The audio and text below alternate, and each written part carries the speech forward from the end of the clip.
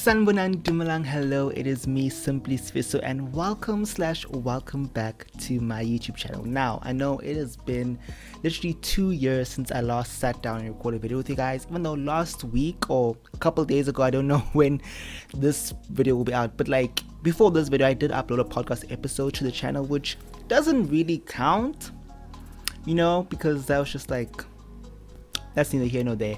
I'm back. The point what I'm trying to say is I am back today, and I'm really excited to get into this video. Now, let's just get a little bit of housekeeping, admin, out of the way. So it's been 2 years, right, since I put out a video, and during those 2 years I was trying to decide, okay, what exactly do I want to do, like what direction will I take my channel. Like at some point I thought maybe I'm done with YouTube and podcast, maybe I've said everything I want to say, but then recently I felt inspired to start again with the podcast, and now with the YouTube channel. And like the question I had is like, which direction, like what do I want to do, because I've done a lot of things over the years. Like if you've been since the beginning, I've done a lot of things, vlogs, I've done like like those like pranks type of challenges, like so much.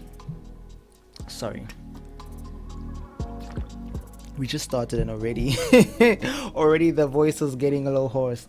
But yeah, so basically, just to simplify it, for now on the podcast, that's where I'm gonna make the more social commentary, more deeper, more personal stories, and the YouTube channel is gonna be more fun content. Like today, we're gonna be talking about a reality show, the pop culture side of me, because those are two sides of me. I've always I feel like been trying to find the balance, like, okay, how to balance between what I want and also what the people want. Because on that note also, I know that a lot of people used to really love, still do, like I still see comments now, people love my videos when I was in med school. For those who don't know, I am now graduated, I am officially a medical doctor, and so I also will be making a few videos on that, but I'd like to go, like, I think the more in-depth stuff will be for the podcast, but we'll see. Enough about my life story. Let's just dive into this video because there is so much to unpack. But before I do that, remember to like, share, subscribe, leave a comment, let people know that Simply Sfiso is back. So as you can tell by the title of today's video, we're going to be talking about the same-sex Japanese reality dating show, The Boyfriend.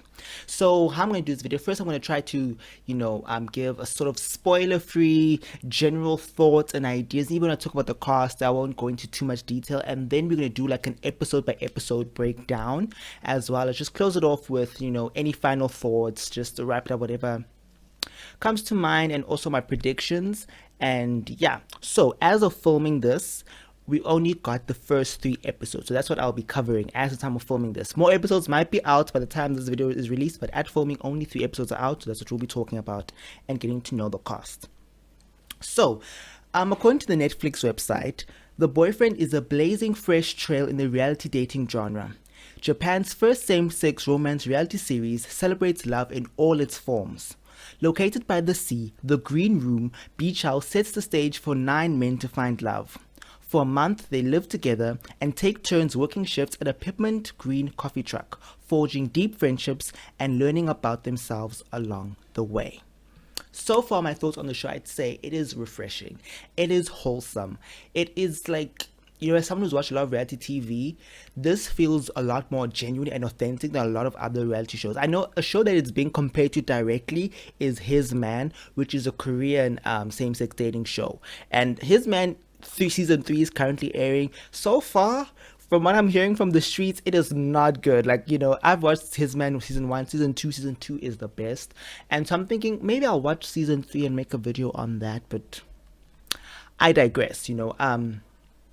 This show, I feel like it's definitely a lot more authentic, as I already mentioned, unlike, let's say, Love is Blind, which is another show on Netflix. I feel like the latest season of Love is Blind, you can tell the producers were in the cast ears a lot. And even the cast members, I feel like, were just being messy. And it's like people's intentions, you didn't really understand, like, what are you doing on this show? Like, a lot of people in Love is Blind, you end up asking them, what are you doing on this show? But all the people on the show, they seem to be genuinely interested in trying to find love. The intentions seem pure. And of course, there's going to be a little bit of friction, a little bit of tension, but it's Nothing cringy, you know. I mean, I've had some moments of secondhand embarrassment, but overall, it's like a cute, fun time to watch. Like I watched it twice already. I've enjoyed both watchings, and I'm looking forward. Like I feel like this is gonna be like I don't usually rewatch reality shows, but I can see myself rewatching this if it continues on the trajectory that it's on. So on that note, let us talk about the cast members. So the cast members, they actually have like quite diverse backgrounds in the sense that you have someone from Taiwan, Brazil, Japan. Most of the cast are from Japan. The show is set in Japan and also South Korea. So the cast members. First up, we have Dai. Dai is a 22-year-old student. My initial thoughts on him, I honestly wasn't too crazy about him, but he's kind of grown on me. Like as I kept watching, he kind of grew on me, but at the same time, I don't trust him too much. Like he doesn't have any. I wouldn't say he has red flags, but we could say we have some beige flags. There's some things of concern, some things I'm like, got my eye on you. Like, don't try anything funny. And then next up, we have Shun. Shun is a 23-year-old artist. Initially, I was also actually not a huge fan of him. Um, when I was watching the show, I was making some notes, and I remember writing, could it be that I don't like him because he low-key reminds me of me? Like, just some of the negative aspects of my personality I see reflected onto Shun. Like when he initially comes across, like he comes across initially as very like negative and close-minded in the sense, but as the show goes on, in episode 3, we start to realize that okay, this is someone who has deep trauma, and it's sort of like okay, it's understandable why he even acts the way he does. Like he does seem to overreact in certain situations, but it's like, you know what, taking into consideration what you've went through, it makes sense. I'd probably also act a fool if that was me. Then we also have Kazuto. He's a 27-year-old Japanese cuisine chef. Like he is just, I mean, at this point we don't really know much about him, but he seems just like a cutie patootie. I know of the hosts did say they feel like his kindness or genuineness seems fake. I don't know. He seems really nice, really sweet. He actually, I don't know, for some reason he reminds me of Uyang. Uyang is a member of ATs. I can't even tell you why it is. Just maybe it's the smile. Like I don't know, because personality wise, I don't know. I feel like they couldn't be more different. But yeah, that is, we have Kazuto, and then we also have Ryota. He's a 28-year-old barista and model. Now Ryota is someone who I feel like, initially when I was initially preparing like the original script for that, I had actually kind of like forgotten about him, even though he does get caught up in a little bit of like an unrequited love triangle situation. But I will say he does seem really nice, really genuine. I mean, what I noticed is that a lot of cast members do confide in him. Like he seems like someone who, even one of the hosts asked, like, could it be something about him? I guess he just has an aura that people just feel comfortable confiding in him and sharing with them like really vulnerable and like personal stories about themselves. Then we have Taehyun. Taehyun, he's a 34-year-old designer, originally from South Korea, but now based in Japan. He's actually my favorite cast member. Like, he's the one individual I'm like, out of all these people, like, I am rooting for you. He is, like, he's very thoughtful. He seems like someone who's very knowledgeable as well. And he comes across as very, like, considerate of other people. So far, like, I will say, so far, it's mainly, they are like, okay, let me not, this is still the spoiler free part. Okay, I'll say what I want to say later on, right? Then we have Usak. Usak is the oldest member. He's 36 years old. He is a go-go dancer. He has although he's like really buff and like, really big built, like he has the cutest smile. And even like when he's sad and pouts, like he just has such cute facial expressions. Personality wise, also at this point I feel like we don't really know much about him. And then we have Alan, who joins later on. I'm gonna be real with y'all, I'm not a huge fan of Alan. And the thing is, he's done nothing to nobody. But like, like, I don't know. He just he just arrived, but I feel like he's doing too much already. But like, that's the me problem. Like I've seen online, like people really love him. Like they feel like his chaoticness is gonna really like it's. I feel like he's gonna make good TV. I think he's gonna make good TV. It's just girl, we'll just have to keep watching and seeing. And then I think that is everyone except I saw there's actually going to be like a ninth cast member, Ikuyo, who we have not met at as of recording. So I wonder when will he be introduced. Like I always say, like if I was on a reality show, I'd hate to be that person who's introduced late at the end, because I feel like it can be a double-edged sword, because you're coming in, people already formed their bond. So either like you're gonna come in and cause mess, or you're gonna end up just coming in and just end up not finding anyone, or you just become forgettable because you don't have as much screen time. I guess it'll depend on what you make of it. But yeah, that is the spoiler free part of this video. Now let us get into an episode by episode breakdown, starting with episode 1. Episode 1, this is where we actually were introduced to all the cast members. All of the cast members, initially, except Usak, Ikkyo, and Alan. Usak is introduced like at the tail end of the episode, right? So we're getting to know the cast members. People, they just met each other. So obviously, by conversation is flowing, they're being friendly, and then they're given a task to write letters to each other. But the letters are to be written anonymously, so you can't write your name. So at this point, it's kind of, I guess, who at this point has caught your eye? Who would you like to, perhaps, who do you see, like, just our first impressions, right? Because I'm sure, I would be like, who do I even write? Because I don't know these people, but I guess it's like, one of the hosts, I remember she said that as soon as she meets someone, within the first 5 seconds, she can tell whether or not this person, we're just going to be friends, or I see a potential for a romantic relationship.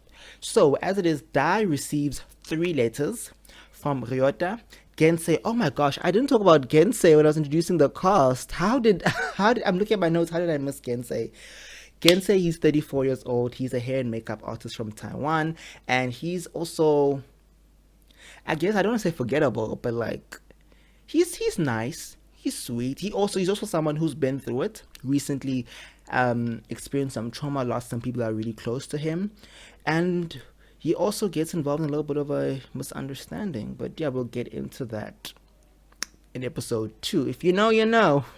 So yes, Dai receives 3 letters from Ryota, Gensei, and Kazuto. Shun doesn't send a letter to anyone, which this is one of the things that I don't like, because he was like, I didn't write a letter because none of the guys here are my type. I was just like, that's why I feel like he's like closed-minded, snobbish. Like, you can't even just, isn't this someone who is at least like friendly, could be friendly to, like, you couldn't just be like, oh hey, think you're cute or nice. But Shun receives a letter from Dai. Now Dai immediately sets his eyes on Shun, and he's like, that's my man, that's my man, that's my man.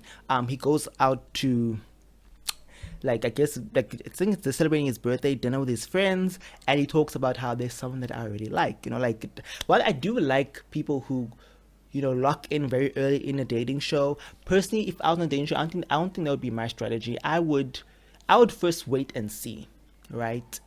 Wait and see, because you might, first of all, like, if you lock in too early and that person turns out to be not who you thought they were, you end up alone. But I guess that's dating in real life anyways, And I mean, you want to confess to someone, then things flop, and then go to someone else. Like, will that other person not feel like a second choice? But I mean, it is a dating reality show, so you know what? It's the name of the game. So later on, they go out, and this is where they meet Usak, right?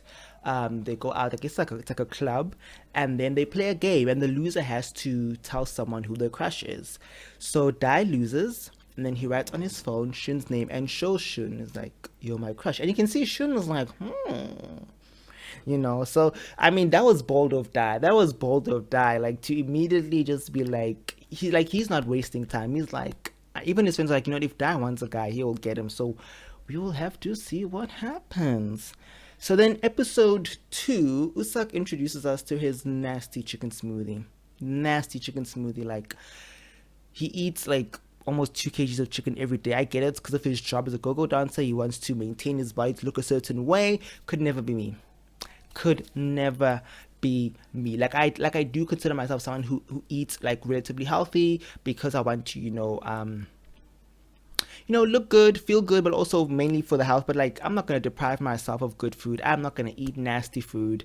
Like, that's where I draw the line with some of these like fitness people. It's like, the food they eat, it's like, girl, you only live once. So if I'm gonna live a few years less because I'm having fried chicken, so be it. Because I'm not gonna have boiled chicken that's blended. That's just nasty.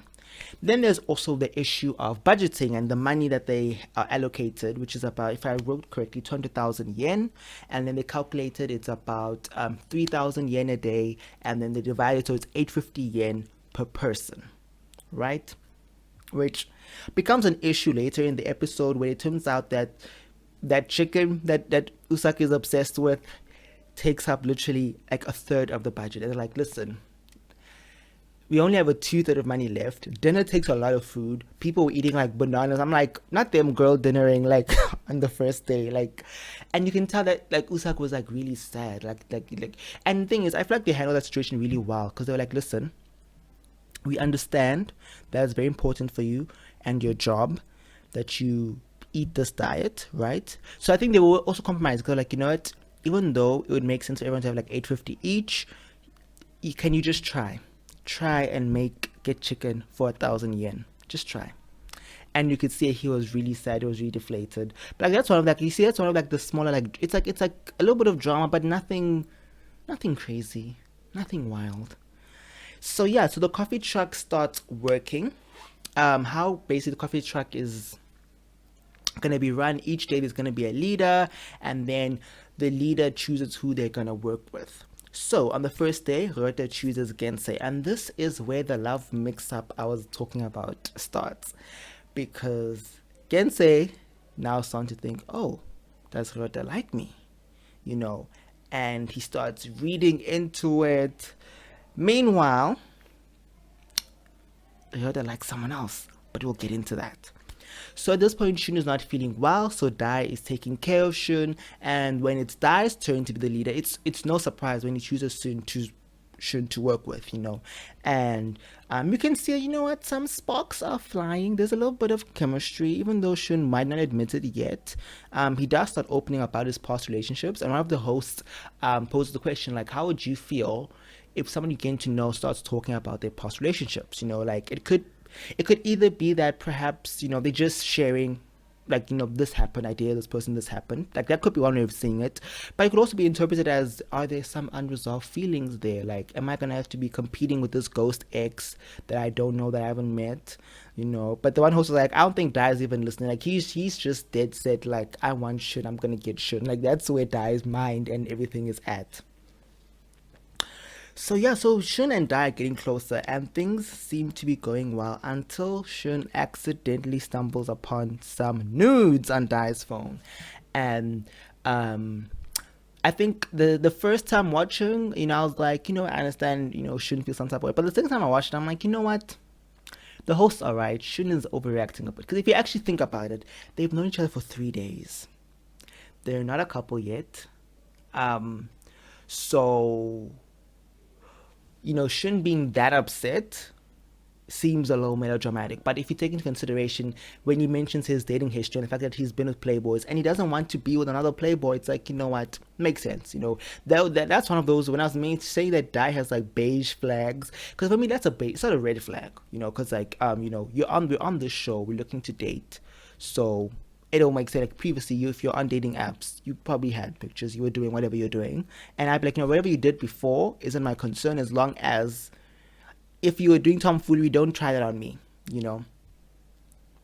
But yeah, things just get, it's like things are going, it's like you know that BC's that's in just sharp curve. Like at that point, you can see even Shun's mood, everything is just totally turned off. We also, in this episode, we have a heart-to-heart moment between Kazuto and Hiroto, where Kazuto talks about his issues that he had with his sexuality, and especially coming from a small town, not really seeing people like him, and wondering like what kind of life can people in a gay relationship have if they can't get married. And he also talks about how he felt guilty turning his back on his family, and in terms of running like the family business, but he also felt like he couldn't stay in that environment because then he wouldn't be able to be his full self. But he still does mention that, you know, he tries to support the local businesses back home, you know, with his restaurant. He sources the farming from there, and that's just, you know, that's, I feel like Kazuto is just really, he's actually someone else who I'm like, you know what, I'm rooting for you. I hope you find love. So then we get on to episode 3. So it's now Shun's turn to pick. Initially, we don't know, like, is Shun gonna pick Dai or Ryoto? Because Shun and Ryoto, they have like a friendship sort of forming. But because of what happened with Dai, it's like, maybe Shun's got nothing to do with him, but he chooses Dai. But there's still a little bit of tension between them. Like, they show us in the truck, they're not really speaking. But then they do talk after work, and Shun says that he's not sure about his feelings. He's a little bit confused, and I can understand because, like, I'd be asking myself too, like, do I actually like you, or do I like you because you like me? Like, I like that you like me. Like, I've also, I can see that's like, in a way, like, I can, even just the way that Shun just like responds and handles things, like, I can see myself in him. But then at this point, this is when Alan joins, and it becomes also apparent that Alan and Dai have a history. So I was just like, you better not F things up for Dai and Shun just because y'all have a history. But people having history is inevitable. I think it makes for an interesting dynamic, on a dating show. It's like, oh, so you have someone, even though like Dai and Alan never really dated, but they hooked up, like Dai confirmed that. I just wonder if he told Shun that. I'm just thinking of that now. Anyways, at dinner, there's a conversation which Dai says some, like, to be like, Dai, this is another one where I say it's got some beige flags. So like the things here, like on my second watch of the episode, I skipped that conversation initially because I was like, oh, the second hand embarrassed. I know what he's gonna say. And I feel like Taehyun was really the voice of reason in that conversation. I love the part where he talk about how if you are privileged, you don't necessarily see, you can't see beyond your privilege, and him also saying that it's important also that people tell the government what they need, like Dai. And obviously, like, I don't want to speak too much on that because I don't really fully understand the geopolitical things like in Japan, but I think generally, like, we can understand how, especially because they mentioned the time of the pandemic, which I think globally it was a frustrating time for a lot of people. People felt like maybe the governments weren't doing enough or the government's doing too much. Like, there were just different varying opinions. So obviously we don't know exactly how the full conversation went. It was probably edited down, but Alan tried to wrap things up nicely, but Dai left off upset, and so Dai walks off, right, and then Shun follows him, and I guess at this point Shun is going over whatever iffy feelings he had about the nudes thing, because now Shun opens up about his past, and Dai says, you've clearly been through something very traumatic, very difficult, that makes you the way you are. I'd like to get to know you better. I'd like to understand you better. And then Shun said, okay, you want to know my story? I'll tell you my story. So this is where we find that Shun was abandoned by both of his parents, which is so heartbreaking. Like, literally, I'm getting emotional just thinking about it. Like, I don't even know how, like, yeah, like, I can only imagine the deep wounds that must leave in someone. So he grew up in a children's home, and he came to Tokyo, and that's where he found himself. And I can also, although we don't know the exact details of his relationships, I can imagine having that foundation of being abandoned by your parents. I can imagine how that can also set you up for failure when it comes to relationships. That's not necessarily your fault. But then they have this cute moment where Shun's like playing the piano. It's like a scene straight out of a movie. So the next day, they are told that they're allowed to go on dates. But in order for you to get a date, you need to write the name of the person you're going on a date with, and they need to write your name back. So basically, you need to match with each other. And to no one's surprise, Shun and Dai go on a date, but no one else. Which, honestly, I would have been confused too, because at this point, literally, Shun and Dai are the only clear-cut people who like each other. I mean, there's the Ryoto and Gensei confusion, and this thing about the dates, that made Gensei realize that, wait, maybe Ryoto does not like me like that, because who does Ryoto like? I forgot to tell you guys. He likes Shun. And so, actually, I didn't give Ryoto enough credit when I was talking about the costume initially. He is a saint. He is better than me, because Shun would be coming to Ryoto asking for advice, confiding in Ryoto about his relationship with Dai. So clearly, like, Shun sees Ryoto as a friend. Like, he's friend zone. Like, my advice, Ryoto babes, move on. But he says he's better than me because he'd actually like give helpful advice. And I remember he was saying, as much as I want to confess my feelings to Shun, now's not a good time. And I don't think there ever will be a good time, because at this point, And it's interesting because remembering now. I didn't write this in my notes. In the first episode, Hirota mentioned that if he likes someone and that person likes someone else, he's the kind to back off. So he's hoping that he can step up from that. And it's so sad that that's literally what's happening to him. Like, I feel like even the editors, when they were editing, they knew. They were like, So yeah, so then Shun and Dive go on their date, and it looks like things are going well. You know, they go to the aquarium. It's beautiful. That makes me think I'd actually like to go on an aquarium date. Like that looks like actually that seems like a good, even like a good first date, because you're walking around, you get to talk to the person. Um, I'm rambling. Back to Should and Die. So yeah, they go on their date, and then I think they have coffee, and then there's someone they're sitting down, and then Die is like confessing his feelings, sharing how he's feeling. I was like, Shun, I'd like it if you were to express yourself a bit more.